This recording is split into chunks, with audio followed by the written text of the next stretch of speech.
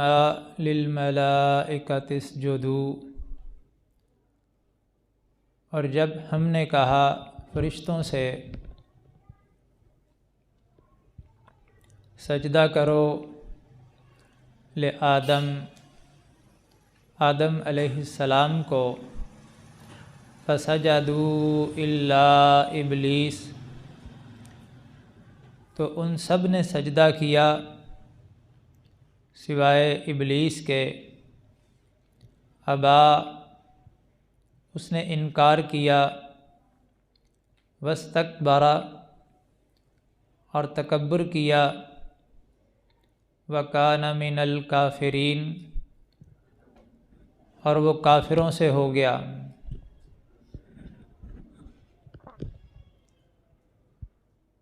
یہاں سے آدم علیہ السلام کو ملنے والی دوسری فضیلت کا ذکر شروع ہوا ہے۔ پہلی فضیلت تو یہ ملی کہ کچھ چیزوں کا علم عطا کیا اور فرشتوں کو یہ بتا دیا کہ اس مخلوق میں سیکھنے کی صلاحیت موجود ہے، یہ تم سے اعلیٰ ہے۔ اور اب فرشتوں سے کہا کہ آدم کو سجدہ کرو، اس سے بھی انہیں بتایا گیا کہ آدم تم سے بہتر ہے، انسان تم سے افضل ہے۔ فرشتوں کو جب حکم ملا تو سب نے آدم علیہ السلام کو سجدہ کیا۔ فرشتوں میں ابلیس بھی موجود تھا، اسے بھی اللہ رب العزت نے سجدے کا حکم دیا۔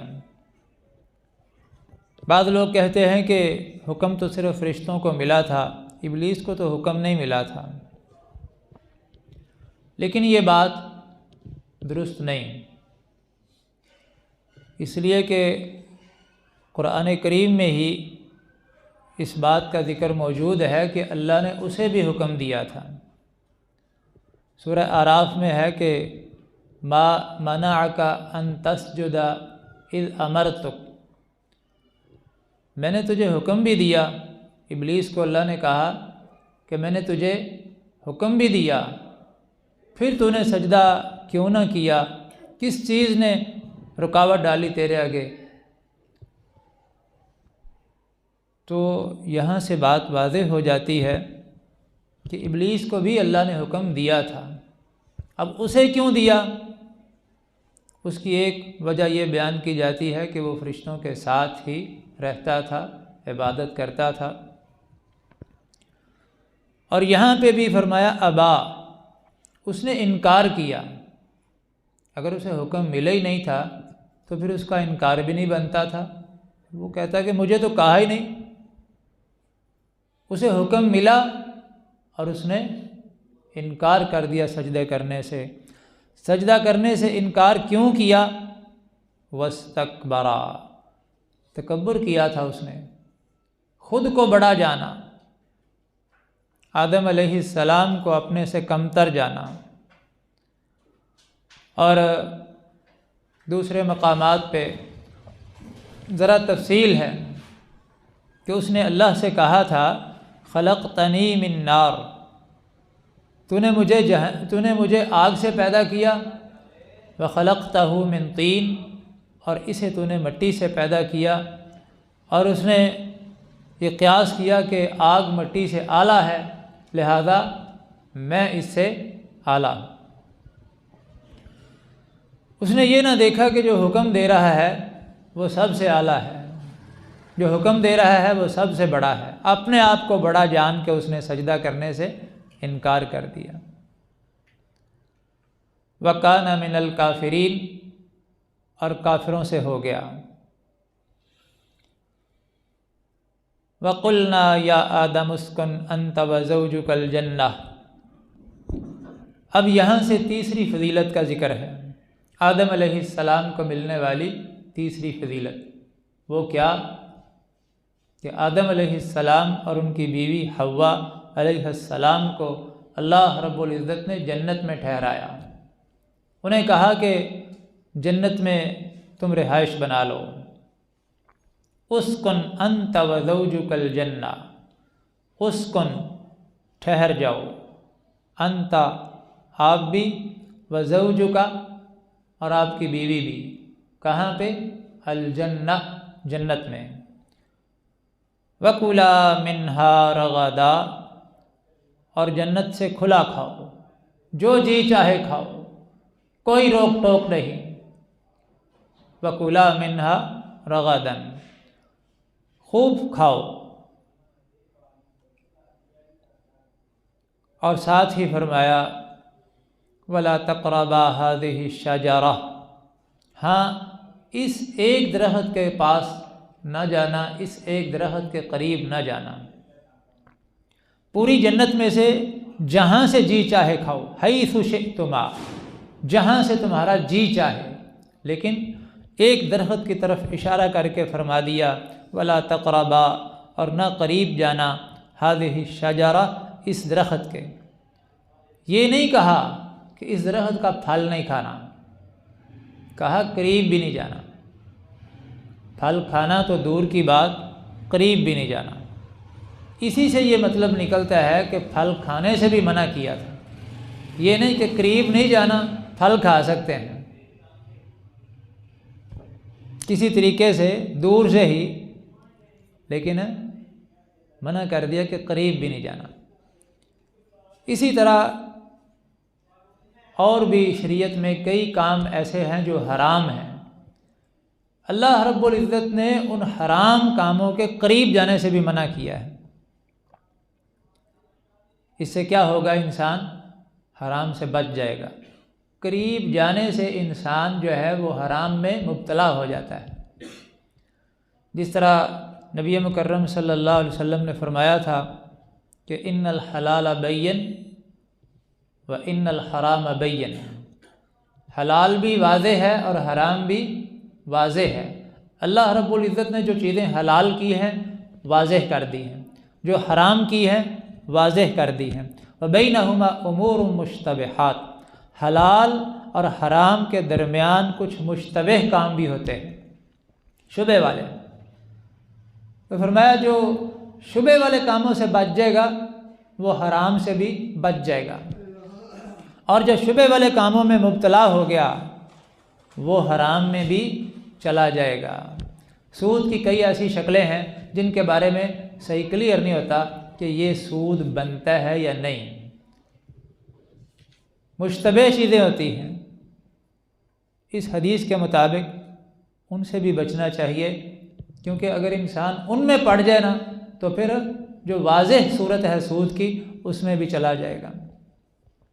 اور اس حدیث میں ہے کہ ہر بادشاہ کی ایک ممنوع چراگاہ ہوتی ہے، چراگاہ جس میں صرف اس کے خاص جانور چرتے ہیں، وہ اس نے عام لوگوں کے لیے منع کر دی ہوتی ہے، یہ ممنوع جگہ ہے، کسی ارے گہرے کے جانور اس میں نہیں چر سکتے۔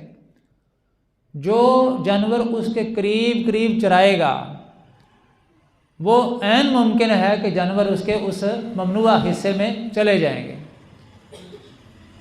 تو فرمایا کہ اللہ رب العزت کا بھی ایک ممنوع حصہ ہے، ممنوع چراگاہ ہے، یہ حدیث ہے۔ تو فرمایا جو اس کے قریب قریب جائے گا وہ اس میں داخل ہو جائے گا، اور وہ ہیں محارم، حرام کام جو اللہ رب العزت نے منع کر دیے ہیں کہ ان کا آپ نے ارتکاب نہیں کرنا۔ تو جو ان کے قریب جائے گا وہ ان میں واقع ہونے کا اس میں امکان ہے۔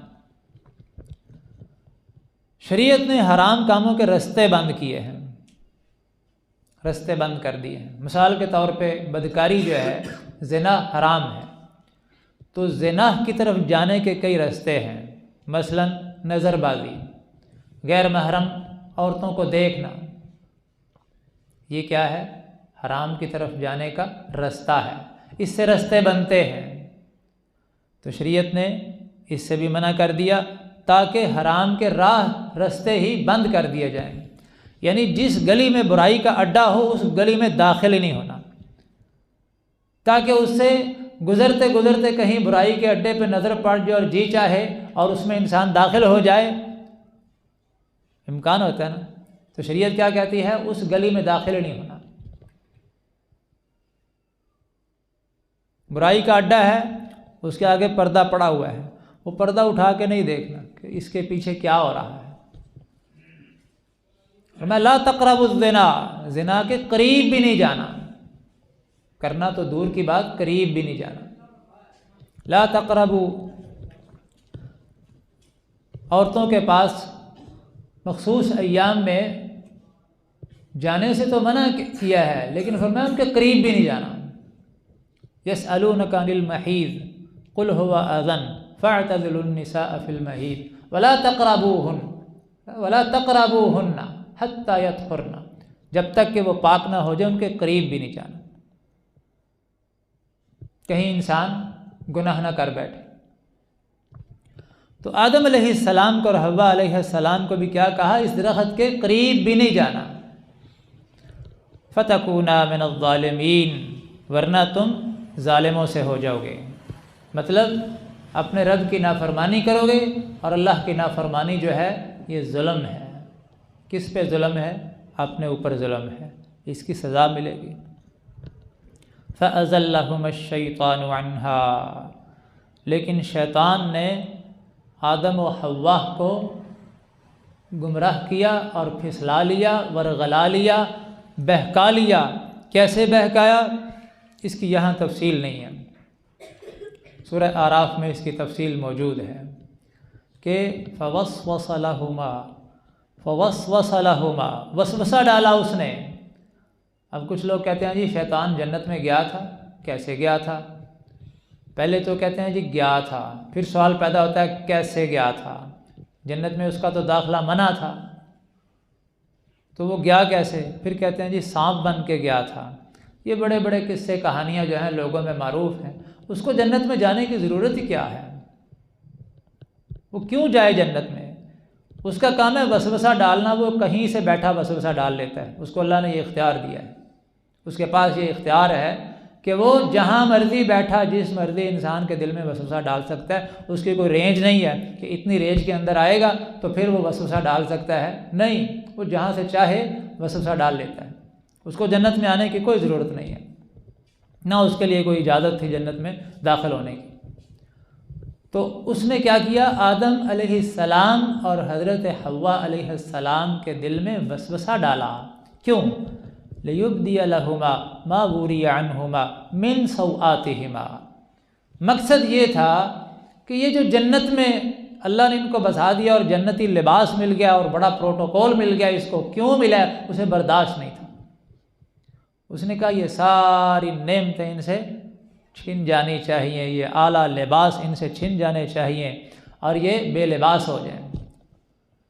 جو ان کے جسم کے حصے چھپے ہوئے ہیں نا اس قیمتی لباس میں، یہ بے لباس ہو جانے چاہیے۔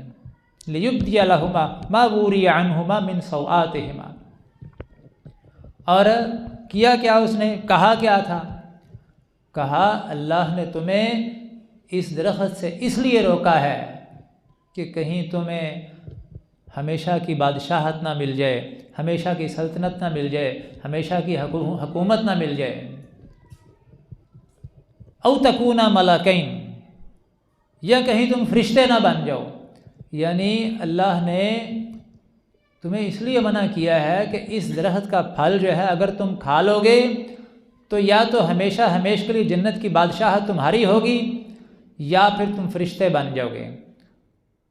تو اب اگر تم یہ درخت سے پھل کھا لو یا تو ہمیشہ کی بادشاہت تمہیں مل جائے گی یا فرشتے بن جاؤ گے، یہ کام تمہیں کرنا پڑے گا۔ پھر آدم علیہ السلام سے یہ غلطی ہو گئی، اللہ رب العزت نے منع کیا تھا، لیکن فَأَزَلَّهُمَ الشَّيْطَانُ، شیطان نے دونوں کو بہکا لیا، پھسلا لیا، فَأَخْرَجَهُمَا، اور نکلوا دیا ان دونوں کو، مِمَّا كَانَا فِيهِ، اس جگہ سے جس میں وہ تھے، یعنی جنت میں تھے، جنت سے دونوں کو نکلوا دیا۔ یہی وہ چاہتا تھا، اسے برداشت نہیں تھا کہ مجھے اللہ رب العزت نے مردود قرار دے دیا اور اس کو اتنا پروٹوکول مل گیا اور اعلیٰ جنت مل گئی، یہ کیسے ہو؟ وَقُلْنَا اهْبِطُوا بَعْضُكُمْ لِبَعْضٍ عَدُوٌّ۔ اب آدم علیہ السلام سے جو غلطی ہوئی تھی انہوں نے اللہ سے معافی مانگی، اللہ رب العزت نے ان کو معاف کر دیا، لیکن کہا کہ اب تمہیں جنت میں رہنے نہیں دیں گے، اب تمہیں جہاں سے اتار دیں گے، زمین پہ اتار دیں گے۔ تو کیا کہا؟ وَقُلْنَا اهْبِطُوا، ہم نے کہا اتر جاؤ، یعنی جنت سے نیچے زمین پہ چلے جاؤ۔ بَعْضُكُمْ لِبَعْضٍ عَدُوٌّ، تم میں سے بعض کے دشمن ہوں گے۔ یہ اشارہ کر دیا کہ شیطان تمہارا دشمن ہے، اس سے بچ کے رہنا۔ بَعْضُكُمْ لِبَعْضٍ عَدُوٌّ، تم میں سے بعض کے دشمن ہوں گے۔ شیطان جو سب سے پہلا دشمن ہے انسان کا اور ہمیشہ کے لیے دشمن ہے اور سب سے بڑا دشمن ہے، اس کی طرف اشارہ کیا۔ اور پھر انسانوں میں سے بھی بعض کے دشمن ہوتے ہیں۔ وَلَكُمْ فِي الْأَرْضِ مُسْتَقَرٌّ، اور تمہارے لیے زمین میں ٹھکانہ ہوگا، زمین میں ٹھہرنا ہوگا تم نے۔ وَمَتَاعٌ إِلَىٰ حِينٍ، اور ایک مدت تک تمہیں فائدہ ملے گا، زمین سے فائدے حاصل ہوں گے۔ فَتَلَقَّىٰ آدَمُ مِن رَبِّهِ کلمات، پس سیکھ لیے آدم علیہ السلام نے اپنے رب سے چند کلمے۔ وہ کلمے کیا تھے؟ ربنا ظلمنا انفسنا وإن لم تغفر لنا وترحمنا لنكونن من الخاسرین۔ فتاب علیہ، اور آدم علیہ السلام نے ان کلموں کے ذریعے اللہ سے توبہ کی۔ فتاب علیہ، پس توبہ کی اللہ سے۔ انہ هو التواب الرحیم، بے شک اللہ رب العزت بہت توبہ قبول کرنے والے بڑے مہربان ہیں۔ قُلْنَا اهْبِطُوا مِنْهَا جَمِيعًا، ہم نے کہا اس جنت سے سب کے سب اتر جاؤ، یعنی دونوں ہی اتر جاؤ، یہ نہیں کہ ایک نے جانا ہے زمین پر اور ایک نے نہیں، سب چلے جاؤ۔ فَإِمَّا يَأْتِيَنَّكُم مِّنِّي هُدًى، اب دوبارہ جنت میں تمہیں لوٹایا جائے گا، لیکن اس کا طریقہ کیا ہوگا؟ اس کا طریقہ یہ ہوگا فَإِمَّا يَأْتِيَنَّكُم مِّنِّي هُدًى، پس اگر تمہارے پاس آئے میری طرف سے ہدایت، فَمَن تَبِعَ هُدَايَ، تو جس نے میری ہدایت کی پیروی کی، فَلَا خَوْفٌ عَلَيْهِمْ، پس ان پہ کوئی خوف نہیں ہوگا، وَلَا هُمْ يَحْزَنُونَ، اور نہ وہ غمگین ہوں گے۔ مطلب یہ جو جنت کا ماحول ہے جہاں نہ کوئی خوف ہے نہ کوئی غم ہے، یہ کنہیں ملے گا؟ فمن تبع ہدای، جس نے میری طرف سے آنے والی ہدایت کی اتباع کی، پیروی کی۔ لیکن جنہوں نے انکار کر دیا، والذین کفروا، جنہوں نے کفر کو اپنایا، وکذبوا بآیاتنا، اور ہماری آیات کو جھٹلایا، اولئک اصحاب النار، یہی ہیں جو جہنمی ہوں گے، ہم فیہا خالدون، یہ جہنم میں ہمیشہ ہمیش رہیں گے۔ وَإِذْ قُلْنَا لِلْمَلَائِكَةِ اسْجُدُوا لِآدَمَ، اور اس وقت کو یاد کرو جب ہم نے کہا فرشتوں سے سجدہ کرو آدم علیہ السلام کو، فَسَجَدُوا إِلَّا إِبْلِيسَ، پس سب نے سجدہ کیا سوائے ابلیس کے، ابا واستکبر، اس نے انکار کیا اور تکبر اختیار کیا، وَكَانَ مِنَ الْكَافِرِينَ، اور کافروں سے ہو گیا۔ وَقُلْنَا يَا آدَمُ اسْكُنْ، اور ہم نے کہا اے آدم ٹھہر جاؤ، انت تم بھی، وزوجک الجنہ، اور تمہاری بیوی بھی جنت میں، وَكُلَا مِنْهَا رَغَدًا، اور کھاؤ اس سے کھلا، حیث شئتما، جہاں سے تم دونوں چاہو، وَلَا تَقْرَبَا، اور نہ قریب جانا، هذه الشجرہ، اس درخت کے، فَتَكُونَا مِنَ الظَّالِمِينَ، ورنہ تم ظالموں سے ہو جاؤ گے۔ فَأَزَلَّهُمَا الشَّيْطَانُ عَنْهَا، پس ان دونوں کو بہکایا شیطان نے اس جنت سے، فَأَخْرَجَهُمَا، اور نکلوا دیا ان دونوں کو، مِمَّا، اس جگہ سے، کانا فیہ جس میں وہ تھے۔ وَقُلْنَا اهْبِطُوا بَعْضُكُمْ لِبَعْضٍ عَدُوٌّ اور ہم نے کہا اتر جاؤ، بعض تم میں سے بعض کے دشمن ہوں گے۔ وَلَكُمْ فِي الْأَرْضِ مُسْتَقَرٌّ اور تمہارے لیے زمین میں ٹھکانہ ہوگا۔ وَمَتَاعٌ إِلَىٰ حِینٍ اور ایک مدت تک فائدہ اٹھانا ہوگا۔ فَتَلَقَّىٰ آدَمُ مِن رَبِّهِ کلمات پس سیکھ لیے آدم علیہ السلام نے اپنے رب سے چند کلمے۔ فَتَابَ عَلَيْهِ پھر توبہ کی اللہ سے۔ إِنَّهُ هُوَ التَّوَّابُ الرَّحِيمُ یقیناً وہی بہت توبہ قبول کرنے والا بڑا مہربان ہے۔ قُلْنَا اهْبِطُوا مِنْهَا جَمِيعًا ہم نے کہا اتر جاؤ اس جنت سے سب کے سب۔ فَإِمَّا يَأْتِيَنَّكُم مِّنِّي هُدًى پس اگر تمہارے پاس میری طرف سے ہدایت آئے۔ فَمَن تَبِعَ هُدَايَ تو جس نے میری ہدایت کی پیروی کی۔ فَلَا خَوْفٌ عَلَيْهِمْ پس ان پہ کوئی خوف نہیں ہوگا۔ وَلَا هُمْ يَحْزَنُونَ اور نہ وہ غم کھائیں گے۔ وَالَّذِينَ كَفَرُوا وَكَذَّبُوا بِآيَاتِنَا اور جنہوں نے کفر کو اپنایا اور ہماری آیات کو جھٹلایا۔ أُولَٰئِكَ أَصْحَابُ النَّارِ یہی ہیں جہنم والے۔ ہم فیہا خالدون وہ جہنم میں ہمیشہ ہمیش رہیں گے۔